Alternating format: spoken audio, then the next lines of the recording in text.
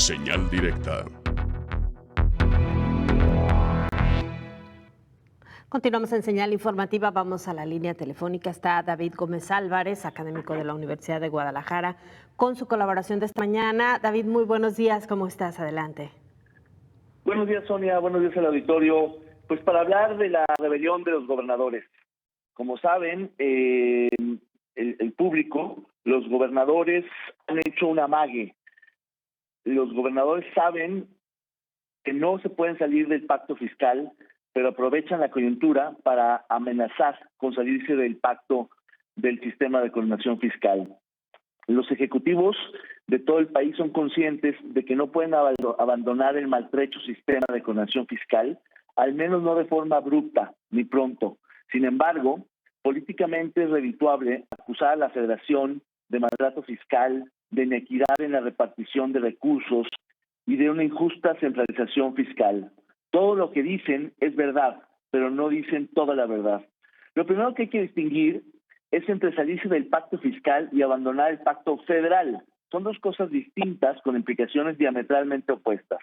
La primera supone ajustar el arreglo federal en cuanto a la repartición de recursos y la segunda supone independizarse. Más allá del oportunismo político en plena emergencia nacional, la ruta que están planteando los gobernadores no es la salida de la federación, que sería la vía catalana, sino replantear el esquema de distribución, es decir, la ruta canadiense. En ese sentido, su exigencia no es ilegítima ni nueva. Se trata de un viejo reclamo de los estados del país frente al centralismo exacerbado. Vaya, el timing es lo que es cuestionable, no así el fondo de su reclamo.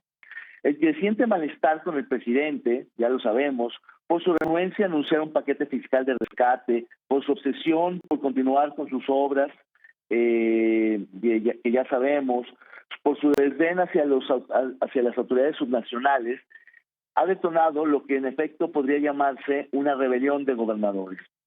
Desde luego que son apenas unos pocos, pero seguramente otros mandatarios se sumarán, quizá después de la pandemia. Y es que desde hace tiempo, no de ahora, existe la idea de que el pacto fiscal es obsoleto. Hay un cierto consenso entre especialistas de que es necesario replantear el pacto, pues no solo es inequitativo, sino sobre todo ineficiente, pues se recauda mal, e insuficiente, porque se recauda poco. México, ya lo hemos dicho muchas veces, es el país de la OCDE que menos impuestos cobra, mucho menos incluso que Brasil o Argentina. No hay manera de que con los niveles de recaudación tan bajos alcancen los recursos, de modo que lo primero que tendría que suceder es aumentar la tributación. No es momento de hacerlo en plena crisis, cuando lo que debería estar ocurriendo es lo contrario, extensiones fiscales, incentivos fiscales y demás, pero sí después. El esfuerzo fiscal, es decir, la relación entre lo que cobran los estados y lo que ingresan en general los estados, es muy baja en este país. La mayoría de los estados no cobran suficientes impuestos locales que les permitan contar con mayores recursos.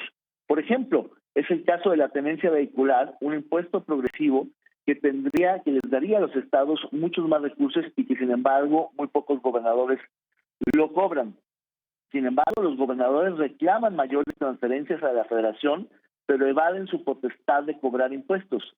Vaya, se rehúsan a pagar el costo político de tributar, pero sí quieren más aportaciones. No son coherentes con su esfuerzo fiscal. La recaudación participable, que es esa parte de los impuestos que se recaudan nacionalmente, pero se reparte entre todos los gobiernos, debe crecer para redistribuirse mejor. Uno de los problemas con el pacto fiscal es precisamente que las transferencias a los estados se basan en criterios poblacionales más que en criterios de desempeño recaudatorio. Es decir, hay pocos incentivos para cobrar impuestos por parte de los gobernadores.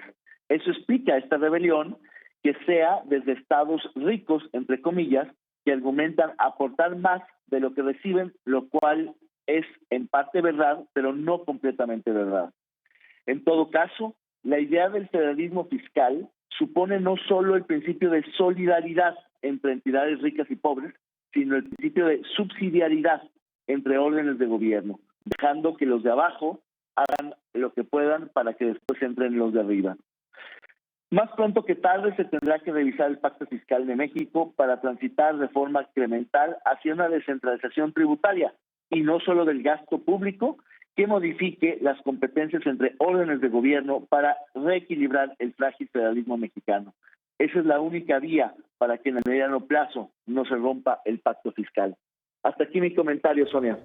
Muchas gracias, David. Buen día. Al contrario, gracias a ti, gracias al auditorio. Buenos días.